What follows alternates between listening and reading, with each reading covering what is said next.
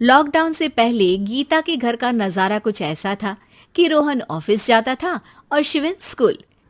जिनके घर से जाने के बाद गीता काम खत्म करके बाकी समय आराम करती थी। लेकिन लॉकडाउन के बाद ऑफिस और स्कूल घर में ही खुल गए और इससे गीता का हाल वो तो आपको देखने में ही मजा आएगा। शिविन, ओ शिविन, महाराज उठने के लिए क्या 21 तोपों की सलामी लेंगे? अरे बिस्तर से बाहर निकल, ऑनलाइन क्लास स्टार्ट होने वाली है। अरे तुम भी हद करती हो, स्पीकर की तरह चिल्लाने की क्या जरूरत है? दिख नहीं रहा मेरी कॉन्फ्रेंस चल रही है। अब कैमरा और स्पीकर ऑन कर रहा हूं, मुझे कोई शोर नहीं चाहिए। इस पर जैसे ही रोहन लैपटॉप का कैमरा और स्पीकर ऑन करता है तभी कुकर की सीटी बजती है। करा लो अब इसे चुप। लॉकडाउन नहीं हुआ, मेरी मौत का फरमान जारी हो गया। दोनों बाप बेटे ने नाक में दम किया हुआ है। ऐसा बोलकर गीता वहां से शिविन के कमरे में पहुंच जाती है, जहां शिविन अभी भी सो रहा होता है। ओ आलसी, अब अगर 5 मिनट में नहीं उठाना तो आज तेरा गेम और यूट्यूब कैंसिल। माँ की बात सुनकर शिविन बिना 1 मिनट गंवाए उठ खड़ा होता है। उठ गया, अभी नहाकर भी आता हूँ। ये नाटक कहीं और, मुंह पर गीला कपड़ा मार और पढ़ने बैठ।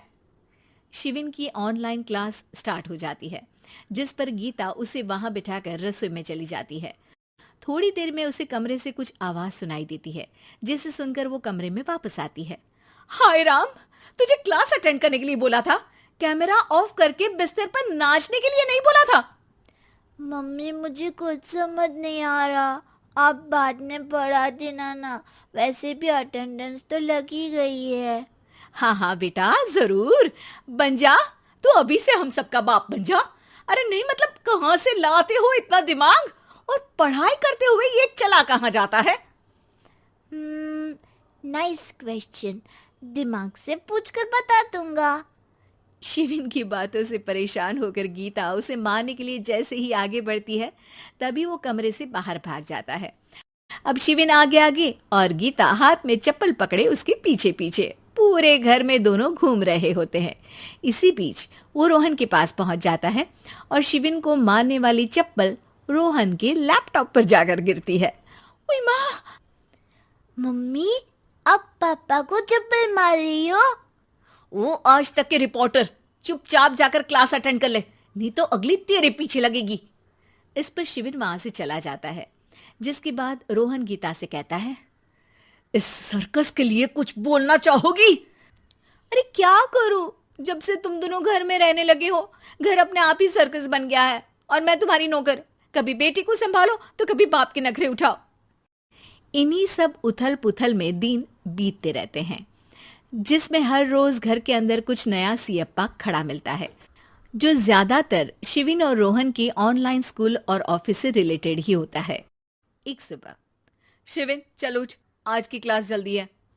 कैमरा ऑफ करके आप अटेंड कर लो। अरे ऐसे छित्तर पड़ेंगे, दादी नानी सब एक साथ याद आ जाएंगी। गीता की लाख मशक्कतों के बाद क्लास तो खत्म हो जाती है, लेकिन उसके बाद शिविन फोन इस्तेमाल करते हुए इंस्टाग्राम रील बनाने लगता है। रसोड़े में कौन था? तुम थी, मैं थी, कौन था? कौन था? हाँ, मैं गरीब हूँ। अरे ओ गरीब के बेटे, आजा, मैं बनाती हूँ तुझे गरीब। मैं बताती हूँ रसोड़े में कौन था। पढ़ाई करने बोलो तो इनकी माँ मर जाती है, और ये पागलपंतियां जितनी मर्जी करा लो। गीता शिविन को डांट रही होती है, तभी रोहन बीच में बोल पड़ता है। अरे बच्चा ही तो है, इतना गुस्सा क्यों कर रही हो? बेटे का साथ देने की इसी एक कोशिश में अब शिविन के साथ साथ रोहन भी गीता के गुस्से की सूली पर चढ़ जाता है। अगर बेटे पर इतना ही प्यार आ रहा है तो इसे क्लास अटेंड क्यों नहीं कराते, इसका होमवर्क क्यों नहीं कराते? उस समय तो बहुत जल्दी मीटिंग आ जाती है, वो काम मैं करूं और यहाँ इस बेफिजुली की चीज में तरफदारी करके बन जाओ महान। हे भगवान, कोई तो इनके ऑफिस और स्कूल खुलवाओ, मैं इन्हें और घर में नहीं सह सकती। अरे कुछ और मांग लेती, क्योंकि तुम्हारी ये विश इस साल तो पूरी होने से रही, कोरोना। हाय नास बेटे ने जिंदगी ही बर्बाद कर दी।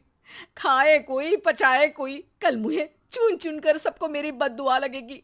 उन्होंने दुनिया का और इन बाप बेटे दोनों ने मेरा जीना मुश्किल कर दिया। गीता वहां से चली जाती है, जिसके बाद रोहन शिविन से कहता है, अरे तुम्हारी मम्मी इतनी भड़की हुई क्यों है?